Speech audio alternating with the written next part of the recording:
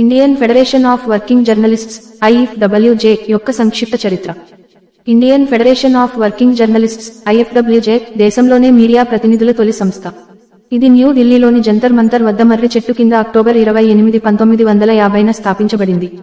స్వతంత్ర భారతదేశంలోని జర్నలిస్టుల మొదటి ట్రేడ్ యూనియన్ వాడిలో ఇప్పుడు దేశంలోని అన్ని రాష్ట్రాలు మరియు కేంద్రపాలిత ప్రాంతాలలో వేలాది మంది సభ్యులు ఉన్నారు. ఇది ఇప్పుడు ట్రేడ్ యూనియన్ చట్టం కింద నమోదు చేయబడింది. దీని మొదటి president legendary journalist M. Chalapathi Rao, అప్పటి నేషనల్ హెరాల్డ్ ఎడిటర్. వివిధ వేదికలపై తమ డిమాండ్లను లేవనెత్తడానికి జర్నలిస్టుల సంస్థ ఉండాలని పట్టుబట్టినది సర్దార్ వల్లభాయ్ పటేల్. స్వాతంత్ర్యానికి ముందు జర్నలిస్టులు చాలా వరకు గ్రూపులుగా విడిపోయారని ఆయన అభిప్రాయపడ్డారు. ఒకటి బ్రిటిష్ వారిచే నియంత్రించబడింది మరియు జాతీయవాద శిబిరానికి చెందినది. బ్రిటిష్ వారితో ఉన్నవారు అన్ని సౌకర్యాలను అనుభవిస్తున్నారు, కానీ జాతీయవాద జర్నలిస్టులు హింసలు మరియు దోపిడీల భారాన్ని భరించారు.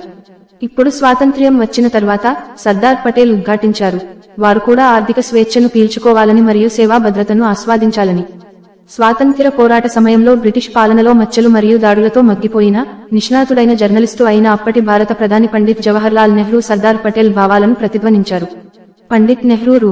చెక్కు కూడా రాశారు. ఇకి అనుకూలంగా అతని వ్యక్తిగత బ్యాంక్ ఖాతా నుండి 100 ప్రెస్ కౌన్సిల్ చట్టం మరియు వర్కింగ్ జర్నలిస్ట్ చట్టం IFWJ యొక్క పోరాటం కారణంగా మాత్రమే రూపొందించబడ్డాయి.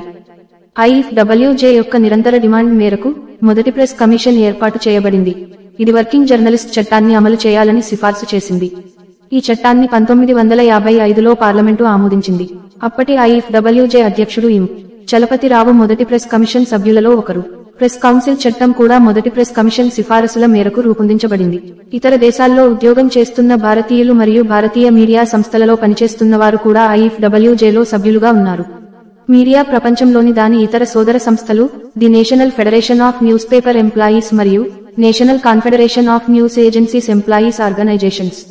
వర్కింగ్ జర్నలిస్టుల వృత్తిపరమైన సంస్థగా భారతదేశంలోని ప్రతి నగరం, పట్టణం మరియు ప్రచురణ కేంద్రంలో దాని శాఖలను కలిగి ఉంది. IFWJ యొక్క ప్రాంతీయ మరియు ప్రాదేశిక విభాగాలు ప్రెస్ క్లబ్లు, ప్రెస్ అకాడమీలు, రిఫరెన్స్ లైబ్రరీలు, శిక్షణా సంస్థలు మరియు స్టడీ సర్కిళ్లను ఏర్పాటు చేశాయి. వారు ప్రొఫెషనల్ జర్నళ్లను ప్రచురిస్తారు మరియు మీడియా పరిశోధన, ట్రేడ్ యూనియన్ పోరాటాలు, మానవ హక్కుల ప్రచారాలు మరియు పర్యావరణ పరిరక్షణ వంటి కార్యకలాపాలలో పాల్గొంటారు. IFWJ ఎల్లప్పుడూ అన్ని వేజ్ బోర్డులలో దాని ప్రతినిధిని కలిగి ఉంటుంది.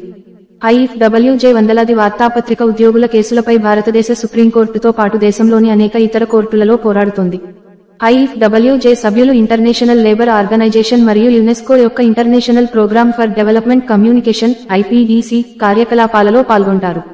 ఇది confederation of Asian journalist unions, Colombo, Sri Lanka తో అనుబంధంగా ఉంది. IFWJ దాని అధ్యక్షునిచే నేతృత్వం వహిస్తుంది. ప్రతి 2 సంవత్సరాలకు వందల మంది ప్రాథమిక సభ్యులచే దేశవ్యాప్తంగా ప్రత్యక్ష ఓటింగ్లో ఎన్నుకోబడుతుంది. అయినప్పటికీ అధ్యక్షుడితో సహా అందరూ ఆఫీస్ బేరర్లను ప్రతినిధులచే ఎన్నుకోబడే ఎన్నికల ప్రక్రియను మార్చే ప్రక్రియలో మేము ఉన్నాము. ప్రెసిడెంట్ కు వర్కింగ్ కమిటీ సహాయం చేస్తుంది. ఇందులో సెక్రటరీ జనరల్, 4 వైస్ ప్రెసిడెంట్లు, 6 సెక్రటరీలు, కోశాధికారి మరియు 17 మంది సభ్యులు ఎగ్జిక్యూటివ్, వందలాది మంది జాతీయ కౌన్సిల్ సభ్యులచే ప్లీనరీ సెషన్లో ఎంపిక చేయబడింది. ప్రస్తుతం దీనికి కర్ణాటకకు చెందిన ప్రముఖ జర్నలిస్ట్ మిస్టర్ బివి మల్లికార్జునయ్య నాయకత్వం వహిస్తున్నారు. గత 50 సంవత్సరాలకు పైగా IFWJ చేసిన నిరంతర ఆందోళనల ఫలితంగా 1955లో భారతదేశం యొక్క మొట్టమొదటి పార్లమెంటరీ చట్టాన్ని క్రమబద్ధమైన పని గంటలను నిర్ణయించడం, ఇతర సేవా పరిస్థితులు మరియు వేతన ప్రమాణాలను మెరుగుపరచడం మరియు అనేక విజయవంతమైన న్యాయ పోరాటాల వంటి అనేక కార్మిక లాభాలు వచ్చాయి. 2 ప్రెస్ కమిషన్ల ఏర్పాటు 1954 మరియు 1980, 1959 నుండి కాలానుగుణంగా వేతన సవరణలు మరియు చట్టబద్ధమైన ప్రెస్ కౌన్సిల్ ఏర్పాటు IFWJ యొక్క ఇతర విజయాలు.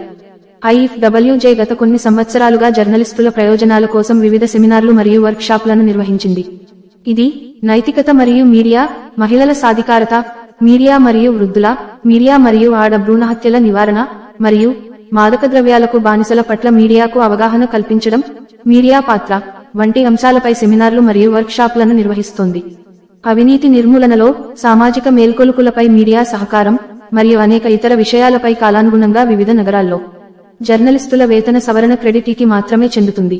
IFWJ మీడియా వ్యక్తుల భద్రత మరియు భద్రత, వేజ్ బోర్డు సిఫార్సుల అమలు, మీడియా కౌన్సిల్ రాజ్యాంగం, న్యూ మీడియా యొక్క పెరుగుతున్న ప్రభావం మరియు దాని నియంత్రణ మొదలైన వాటిపై అనేక సెమినార్లను కూడా నిర్వహించింది.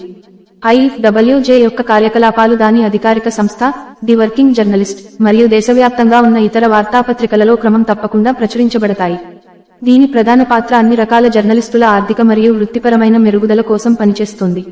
IFWJ డిమాండ్ నిరంతర పోరాటంతో ప్రింట్, ఎలక్ట్రానిక్, వెబ్ రంగాల్లో పనిచేస్తున్న జర్నలిస్టులను వర్కింగ్ జర్నలిస్ట్ పరిధిలోకి తీసుకురావాలని ప్రభుత్వం నిర్ణయించింది.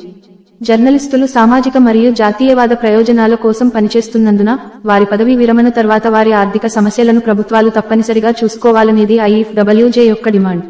సివిల్ సర్వీసెస్ పరీక్షల కోసం మాస్ కమ్యూనికేషన్ను ఐచ్ఛిక సబ్జెక్టులలో ఒకటిగా చేర్చాలని IFWJ ఇప్పుడు ప్రధానమంత్రి నరేంద్ర మోదీకి మరియు యూనియన్ పబ్లిక్ సర్వీస్ చైర్పర్సన్కు లేఖ రాసింది.